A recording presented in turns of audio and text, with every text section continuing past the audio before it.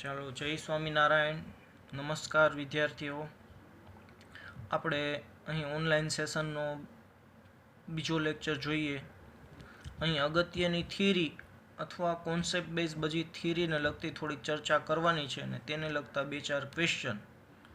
આના પછીના આપણે નેક્સ્ટ સેશનમાં જીનીટના બધા ક્વેશ્ચનને પ્રિઝમને લગતી થોડીક થિયરી જોશી. એક અગત્યનું આ કોષ્ટક બનાવેલું છે. આમાંથી કોમ્પિટિટિવ એક્ઝામમાં ઘણા બધા ક્વેશ્ચન પૂછાયેલા છે રંગોને લગતા. તો ખાલી સમજી લઈએ ઝડપથી. વક્રી ભવનાક, તો અહીં જાનીવાલી પીનારા 7 રંગોમાં વિભાજન કરેલું છે સફેદ પ્રકાશનું. આપણે જાણીએ છીએ કે રાતો રંગ છે એ સૌથી ઓછું વળાંક વડે વાંકો વળે છે અથવા વક્રીભૂત થાય છે, અને જાંબલી રંગ સૌથી વધુ વક્રીભૂત થાય છે. પ્રિઝમના કિસ્સામાં આપણે જ્યારે વર્ણપટ મેળવીએ છીએ તો રાતો રંગ સૌથી ઓછું વળાંક અનુભવે છે, જાંબલી રંગ સૌથી વધુ વળાંક અનુભવે છે. એટલે વક્રીભવનાંક જાંબલી રંગ માટે વધુ, રાતા રંગ માટે ઓછો. તે જ રીતે ઝડપ જોઈએ. n = c/v. નિરપેક્ષ વક્રીભવનાંક c અચળ હોવાથી n પ્રપોઝનલ ટુ 1/v. એનો મતલબ એવો થશે કે જેનો વક્રીભવનાંક વધુ હશે એની ઝડપ ઓછી હશે. એટલે જાંબલી રંગ માટે વક્રીભવનાંક વધુ છે તો ઝડપ ઓછી થશે. તે જ રીતે રાતા રંગની ઝડપ ઓછી તો રાતા રંગ માટે વક્રીભવનાંક ઓછો તો ઝડપ વધુ થશે. તરંગ લંબાઈ માટે ચર્ચા કરીએ તો v = ન્યુ લેમ્ડા. ન્યુ અચળ છે જે તે માધ્યમમાં પ્રકાશનું કિરણ જતા, એટલે v પ્રપોઝનલ ટુ લેમ્ડા. અહીં આપણે જોઈએ કે v પ્રપોઝનલ ટુ 1/n છે. અહીં vની કિંમત અહીં સબસ્ટિટ્યુટ કરતા vની કિંમત મૂકતા v પ્રપોઝનલ ટુ 1/n મતલબ લેમ્ડા પ્રપોઝનલ ટુ 1/n. એનો મતલબ એવો થશે કે ભાઈ વક્રીભવનાંક જેનો વધુ એની તરંગ લંબાઈ છે એ ઓછી થશે. અથવા ઝડપ ઉપરથી પણ સીધું સ્પષ્ટ થઈ શકે કે ઝડપ વધુ એની તરંગ લંબાઈ વધુ, ઝડપ ઓછી એની તરંગ લંબાઈ ઓછી. તે જ રીતે વક્રીભવનાંકના સંદર્ભમાં એ ચર્ચા કરેલી છે. એટલે વક્રીભવનાંક વધુ તો તરંગ લંબાઈ ઓછી. વિચલન જોઈએ. અહીં જાંબલી રંગ સૌથી વધુ વળાંક અનુભવે છે તો એનું વિચલન સૌથી વધુ હોવાનું છે. રાતો રંગ સૌથી વળાંક ઓછું અનુભવે છે, વક્રીભૂત ઓછો થાય છે તો એનું વિચલન ઓછું છે. આપણે જાણીએ છીએ કે વક્રીભવનાંક વધુ હશે, કિરણો વધુ ત્રાસા વરસે તો નજીક કેન્દ્રિત થશે, મતલબ કેન્દ્ર લંબાઈ ઓછી હશે. વક્રીભૂત વધુ તો કિરણો વધુ ત્રાસા વરે, નજીક કેન્દ્રિત થાય, મતલબ કેન્દ્ર લંબાઈ નાની. એનો મતલબ એવો છે કે વક્રીભવનાંક છે એ કેન્દ્ર લંબાઈના વ્યસ્ત પ્રમાણમાં છે. વક્રીભૂત વધુ થાય તો કેન્દ્ર લંબાઈ ઓછી છે. આના ઉપરથી જ 1/n છે એ v છે, અથવા 1/n છે એ લેમ્ડા છે પ્રપોઝનલમાં. તો સીધું લખી શકીએ કે ભાઈ 1/n પ્રપોઝનલ ટુ લેમ્ડા. એટલે કેન્દ્ર લંબાઈ છે એ તરંગ લંબાઈના સમપ્રમાણમાં છે.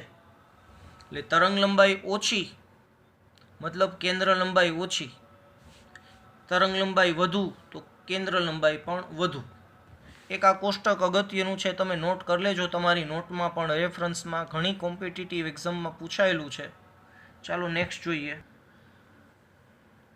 અહીં અંતર્ગોળ અરીસા અને બહિર્ગોળ અરીસા માટે v વિરુદ્ધ uના આલેખ દર્શાવેલા છે. આપણે જાણીએ છીએ કે સંબંધ આ રીતનો છે, 1/f બરાબર 1/v પ્લસ 1/u. એટલે વ્યસ્તમાં છે એટલે આલેખ અતિવલય થશે. vનો આલેખ છે, 1/vનો આલેખ નથી. અહીં uનો આલેખ છે, 1/uનો આલેખ નથી. વ્યસ્તમાં હોવાથી આલેખ અતિવલય મળશે. જેમ તમારે કદાચ પ્રેક્ટિકલમાં પણ તમે આલેખ દોરેલા જ હશે. બીજું, અહીં બંને માઇનસ છે એટલે આલેખ પહેલા ચરણમાં આવશે. બહિર્ગોળ લેન્સમાં u માઇનસ છે પણ v પ્લસ છે. u માઇનસ છે, v પ્લસ છે, પ્લસ માઇનસ માઇનસ અહીં બીજા ચરણમાં જશે. તે જ રીતે 1/v વિરુદ્ધ 1/uનો આલેખ. અહીં 1/v વિરુદ્ધ જ 1/u આલેખ લેવાનો હોવાથી સુરેખ છે. એકબીજાને એફ અચળ છે, જે તે અરીસા માટે એફ અચળ છે. 1/v વિરુદ્ધ 1/u નો આલેખ લેવો છે. એફ અચળ છે જે તે અરીસાની, મતલબ બે એકબીજાને સમપ્રમાણમાં છે. સમપ્રમાણ હોવાથી આલેખ સુરેખ મળશે. સેમ બહિર્ગોળ લેન્સ માટે પણ 1/v વિરુદ્ધ 1/u નો આલેખ સુરેખ મળશે. ધ્યાન એ રાખવાનું છે કે અહીં બે માઇનસ છે, અહીંયા આ v છે એ પ્લસ u માઇનસ છે. ત્રીજું, અંતરગોળ અરીસા માટે m વિરુદ્ધ u નો આલેખ ને અંતરગોળ અરીસા માટે m વિરુદ્ધ v નો આલેખ દર્શાવેલો છે. અહીં મોટવણીનો સંબંધ આપણે જાણીએ છીએ, m f/f-u. m અને u f અચળ હોવાથી m છે એ u ના વ્યસ્ત પ્રમાણમાં છે. m proportional to 1/u આલેખ અતિવલય થશે. બીજું, m f-v/f. f અચળ હોવાથી m proportional to v આલેખ સુરેખ થશે. જો કે આ ક્વેશ્ચન આલેખના ક્વેશ્ચનને લગતા ખાસ ધ્યાનમાં રાખવા. ચાલો નેક્સ્ટ જોઈએ. અહીં કોષ્ટક દર્શાવેલું છે બહિર્ગોળ લેન્સ, સમતલ બહિર્ગોળ લેન્સ, અંતરગોળ લેન્સ, સમતલ અંતરગોળ લેન્સ તમે જોઈ શકો છો, જેની એક શોર્ટ કેન્દ્ર લંબાઈ શોધવા માટેની એક ટૂંકી રીતુ દર્શાવેલી છે, જે આપણે દાખલા આગળના નીટમાં પૂછાયેલા છે આને લગતા ક્વેશ્ચન. એમાં સીધો આ ફોર્મ્યુલાનો ઉપયોગ કઈ રીતે થઈ શકે એ આપણે ક્વેશ્ચનમાં જોશી. અહીં આપણે બહિર્ગોળ લેન્સ માટે જાણીએ છીએ કે ભાઈ 1 સપાટી 1 અને સપાટી 2. સપાટી 1 માટે તો કે જમણી તરફ જતું હોવાથી પ્લસ, સપાટી 2 ડાબી તરફ જવાનું હોવાથી માઇનસ. અગાઉ આપણે સંજ્ઞા પ્રણાલીની ચર્ચા કરી ગયા છીએ એટલે અત્યારે બહુ ઝડપથી જોશી, સંજ્ઞા પ્રણાલીની ચર્ચા નહીં કરીએ. આ એકની સાબિતી આપણે હમણાં જોઈ લઈએ છીએ, અત્યારે ખાલી સૂત્રની તમે ચર્ચા કરી જોઈ લ્યો. જો વક્રી ભવનાંક 1.5 હોય તો આ ગણતરી કરતા f = r. તે જ રીતે સમતલ બહિર્ગોળ લેન્સ, સપાટી 1 સમતલ હોવાથી વક્રતા ત્રિજ્યા ઇન્ફાઇનાઇટ, સપાટી 2 જમણી બાજુ ડાબી બાજુ જવાનું થવાથી r માઇનસ. કેન્દ્ર લંબાઈની ગણતરી મેં કીધું એમ હમણાં જ કે એક સૂત્રની હું ગણતરી શીખવાડીશ, આના ઉપરથી તમે બધા સૂત્રની ગણતરી સાથે કરી શકો છો. બીજું કે આ જેટલું મેં સમજાવેલું છે તે બધાનું સાહિત્ય તમે નોટ ન બનાવી શકો તે માટે એક PDF સ્વરૂપે આપણે ગ્રુપમાં હું મૂકી દઈશ, તમે એમાંથી તમે જોઈ લેજો. ઓકે, એ જ રીતે અંતરગોળ લેન્સ માટે છે સમતલ અંતરગોળ લેન્સ, બહિર્ગોળ સમતલ લેન્સ, અંતરગોળ સમતલ લેન્સ. એકની ગણતરી આપણે જોઈ લઈએ ખાલી. પાતળા લેન્સનું સમીકરણ ઓલરેડી આપણે જાણીએ છીએ, લેન્સ મેકર્સ ફોર્મ્યુલા જાણીએ છીએ. આપણે કીધું એમ કે કોષ્ટક અગાઉ દર્શાવેલું હતું, એમાં માત્ર બહિર્ગોળ લેન્સની અહીં હું સાબિતી દર્શાવું છું કે લેન્સ મેકર્સના સમીકરણ પરથી સપાટી 1 માટે જાણીએ છીએ r+, સપાટી 2 માટે r-. માધ્યમ 1 હવા હોવાથી n1 = 1 લીધેલ છે, n2 = n દર્શાવેલ છે. અહીં કિંમત આપણે મૂકી n2 = n, n1 = 1. n1 = 1, સપાટી 1 r+, સપાટી 2 r-. અહીં માઇનસ માઇનસ પ્લસ થઈ જશે, 1 + 1 એટલે 2/r, 1/f = 2n-1/r. વ્યસ્ત લેતા બંને બાજુ વ્યસ્ત લઈ તો r/2 × n-1. જે તમે જોઈ શકો છો કે આ કોષ્ટકમાં મળેલું આપેલ સમીકરણ દર્શાવે છે, જેની આપણે અહીં સાબિતીની ચર્ચા કરીએ. આ લેન્સ મેકર્સ ફોર્મ્યુલા પરથી કોષ્ટકના બધા સૂત્રની સાબિતી આ રીતે મેળવી શકાય છે. અહીં લેન્સનું ટુકડામાં વિભાજન કરવામાં આવે ત્યારે આપણે અગાઉ કોષ્ટક પરથી પણ જોઈ શકીએ છીએ કે ભાઈ અહીં કેન્દ્ર લંબાઈ અને પાવર દર્શાવેલા છે. જો શિરોલંબ દિશામાં ટુકડા કરવામાં આવે તો કેન્દ્ર લંબાઈ બમણી થઈ છે, સૂત્ર ઓલા કોષ્ટક પરથી આપણે જોઈ શકીએ. તો કેન્દ્ર લંબાઈના વ્યસ્તમાં હોવાથી કેન્દ્ર લંબાઈ બમણી થતાં પાવર અડધો બને છે. જો આપેલ રીતે બે ટુકડાઓનું સંયોજન કરવામાં આવે તો સંયોજનની સમતુલ્ય કેન્દ્ર લંબાઈ 1/f1 + 1/f2. એટલે કે અહીં દરેક ટુકડાની કેન્દ્ર લંબાઈ 2f છે, 1/2f + 1/2f એટલે 2/2f. 2 કેન્સલ, બે બાજુ વ્યસ્ત લેતા f, એટલે કે કેન્દ્ર લંબાઈ છે એટલી ને એટલી રહે છે અને પાવર છે એટલો ને એટલો જ રહે છે. જો આ રીતે સંયોજન મળે તો, તે જ રીતે બાજુમાં પણ આ જ રીતે સંયોજન મળશે તો પણ કેન્દ્ર લંબાઈ સેમ ટુ સેમ જ રહે છે, સૂત્ર પરથી ગણતરી કરી શકાય. હવે આપણે ધારો કે અહીં હોરિઝોન્ટલ દિશામાં ટુકડા કરવામાં આવે લેન્સના, એટલે સંક્ષિતિજ દિશામાં ટુકડા કરવામાં આવે તો કેન્દ્ર લંબાઈ બદલતી નથી. કેન્દ્ર લંબાઈ છે તે બદલતી નથી, પાવર પણ બદલતો નથી. ધારો કે બાજુમાં બે ટુકડાઓને આકૃતિમાં દર્શાવ્યા મુજબ ગોઠવવામાં આવે તો એકની સમતુલ્ય કેન્દ્ર લંબાઈ આપણે જોઈ તો 1/f1 પ્લસ 1/f2 બંનેની કેન્દ્ર લંબાઈ f બદલતી નથી. 1/f બરાબર તો 2/f સમતુલ્ય કેન્દ્ર લંબાઈ f/2. તે જ રીતે આ પ્રિઝમમાં આપણે જોઈ છે કે ભાઈ એક સૌરો છે, એક ઊંધો પ્રિઝમ મૂકેલી છે, એકબીજાની અસર નાબૂદ કરે છે. કેન્દ્ર લંબાઈ એટલે મિરરની જેમ વર્તે છે, કેન્દ્ર લંબાઈ અનંત બનશે.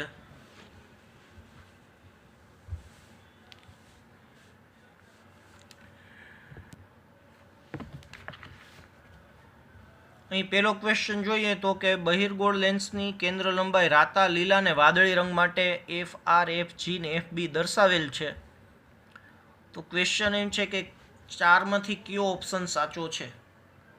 આપણે ઓલું કોષ્ટક હમણાં આપણે દર્શાવ્યું તે અહીં પછી ફરીથી દર્શાવું છું.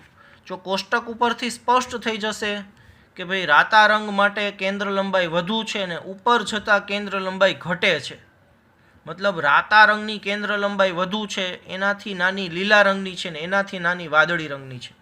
તો આપણે MCQમાં જોઈએ તો રાતા રંગની કેન્દ્ર લંબાઈ વધુ હોય એવો માત્ર એક જ ઓપ્શન છે. રાતા રંગની કેન્દ્ર લંબાઈ, એટલે આન્સર આવશે બી. ચાલો એના પછીનો નેક્સ્ટ ક્વેશ્ચન જોઈએ. સમતલ બહિર્ગોળ લેન્સ દર્શાવેલો છે, વક્રતા ત્રિજ્યા 10 આપેલી છે, કેન્દ્ર લંબાઈ 30 આપેલી છે, વક્રી ભવનાંક શોધવાનો છે. જોકે ગુજકેટને લગતો સિમ્પલ ક્વેશ્ચન જ છે, પણ કોષ્ટકમાંથી કેવી રીતે ઉપયોગ થઈ શકે તે જોઈએ. અહીં લેન્સ મેકર્સ ફોર્મ્યુલા જાણી છે, 1/f * n1/n1 cross 1/r1 - 1/r2. n2 આપણે શોધવાના છે, n1 હવા છે, r1 આપણને ખ્યાલ છે ઇન્ફાઇનાઇટ, r2 છે -10.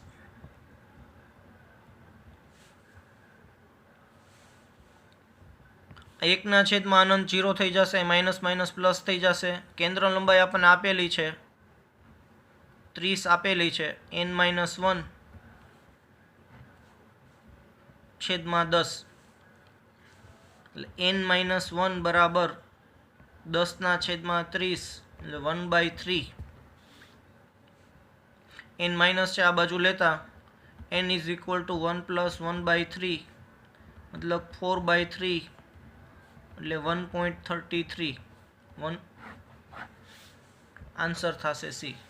સેમ ક્વેશ્ચન જો આ કોષ્ટકમાં સૂત્ર પરથી પણ ગણતરી થઈ શકે. આપણે કોષ્ટક હમણાં જ દર્શાવ્યું હતું કે કોષ્ટકના સૂત્ર પરથી પણ સેમ ગણતરી થઈ શકે છે. f = r/n-1 પરથી સીધું કે 30 આપેલા છે, r 10 આપેલા છે, n-1 n-1 બરાબર 1/3, તો n = 4/3.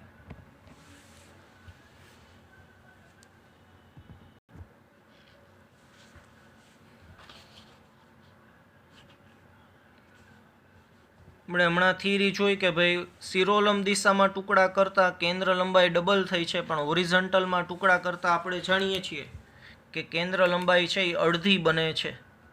એટલે આની કેન્દ્ર લંબાઈ f/2, અહીં f/2 છે.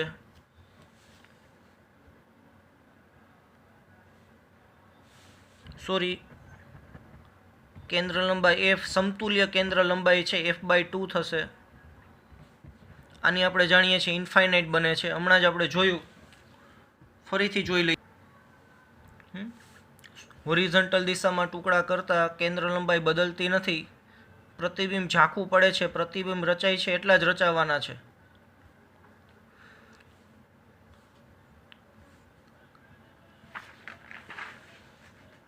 અહીં સંયોજનની સમતુલ્ય કેન્દ્ર લંબાઈ છે f/2, આની કેન્દ્ર લંબાઈ છે f f/2 ઇન્ફાઇનાઇટ, ગુણોત્તર લેતા મળશે 1/2 ઇન્ફાઇનાઇટ. આન્સર થશે એ. અહીં માઇક્રોસ્કોપથી કોઈ કાગળ પરનો P અક્ષર દર્શાવેલ છે, તેના પર એક કાચનો સ્લેબ મૂકેલ છે 3 સેન્ટીમીટર જાડાઈનો, એટલે સ્લેબની વાસ્તવિક ઊંચાઈ આપણને આપેલી છે 3 સેન્ટીમીટર. ક્વેશ્ચન એમ છે કે સ્લેબ મૂકતા આભાસી ઊંચાઈ છે, તળિયું છે આભાસી ઊંચાઈ તે કેટલી ઉપર આવેલી જણાશે, એટલે કે સ્થાનાંતર કેટલું થશે. પી છે હવે આપણને સેજ ઉપર આવેલું દેખાશે, પી છે એ સેજ ઉપર દેખાશે છે, એના કરતાં સેજ ઉપર, તો કેટલું ઉપર દેખાશે તેની ચર્ચા કરવાની છે આપણે. અહીં આપણને વાસ્તવિક ઊંચાઈ આપેલી છે 3 સેન્ટીમીટર, કાચના સ્લેબની વાસ્તવિક ઊંચાઈ 3 સેન્ટીમીટર આપેલી છે. આભાસી ઊંચાઈ આપણે જાણી છીએ એચઆઈ એટલે HO બાય એન. HO વાસ્તવિક ઊંચાઈ આપેલી છે 3, કાચના સ્લેબનો વક્રી ભવનાંક આપેલો છે રકમમાં 1.5 સેમી, 3 ભાગ્યા 1.5 2 સેમી. હવે આપણે વાસ્તવિક ઊંચાઈ અને આભાસી ઊંચાઈ બંને જાણીએ છીએ કે વાસ્તવિક ઊંચાઈ 3 છે, પણ હું આનું તળિયું મને 2 સેન્ટીમીટર જ દેખાય છે, એટલે કે આ 2 સેન્ટીમીટર ઉપર જોતા આભાસી ઊંચાઈ 2 સેન્ટીમીટર મળે છે, એટલે ઊંચાઈનો તફાવત મળશે સાચી ઊંચાઈ ઓછા આભાસી ઊંચાઈ, મતલબ કે HO ઓછા HI, HO 3 ઓછા HI 2 એટલે 3 માઇનસ 2, 1 સેન્ટીમીટર આપણને ઉપર ખસેલો દેખાશે. પી છે તે 1 સેન્ટીમીટર ઉપર ખસેલો દેખાશે, એટલે આન્સર થશે 1 સેન્ટીમીટર.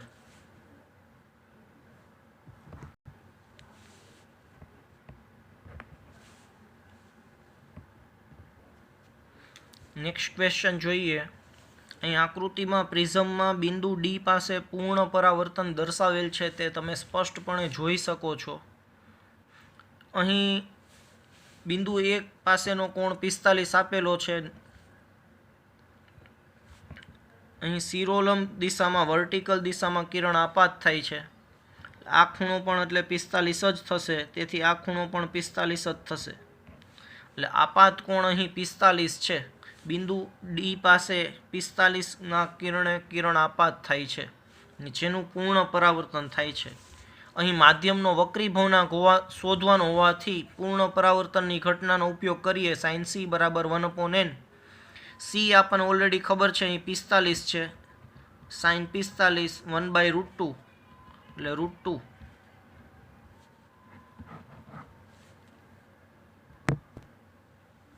ચાલો આપણે લાસ્ટ ક્વેશ્ચન જોઈ લઈએ આ સેશનનો.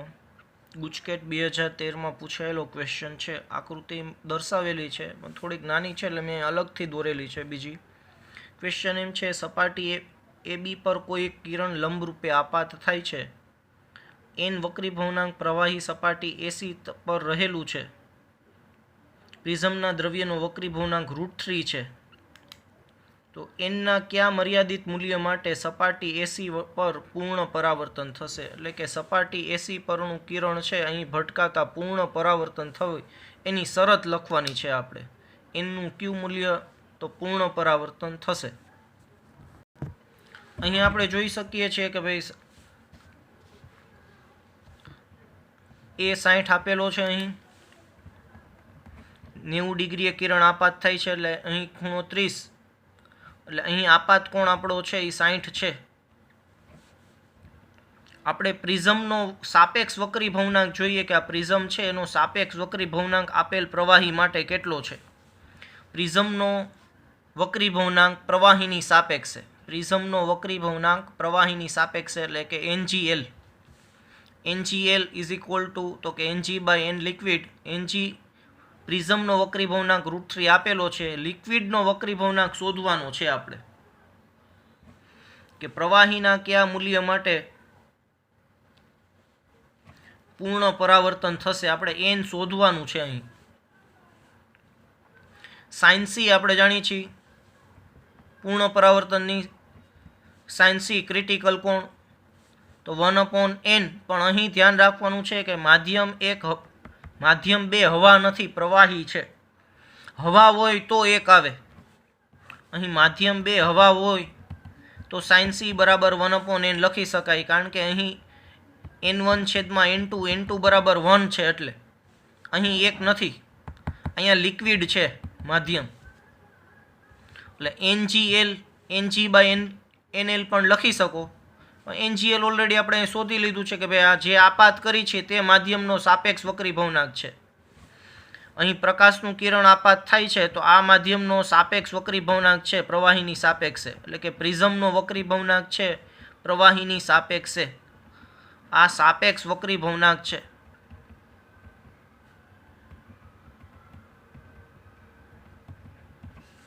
એનજીએલ ઓલરેડી આપણે શોધી લીધા છે. સાઇન સી એનજીએલ છે √3/n.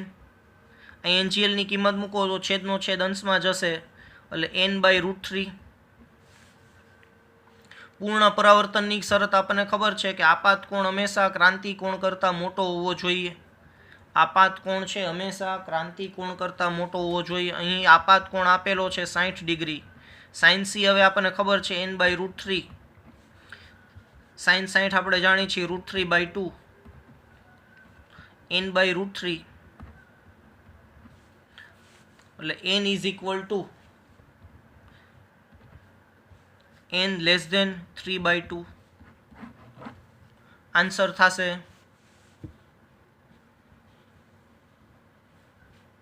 બી. ચાલો મિત્રો, જય સ્વામિનારાયણ. નેક્સ્ટ સેશનમાં આપણે હવે જીનીટને લગતા ક્વેશ્ચનની ચર્ચા કરશું.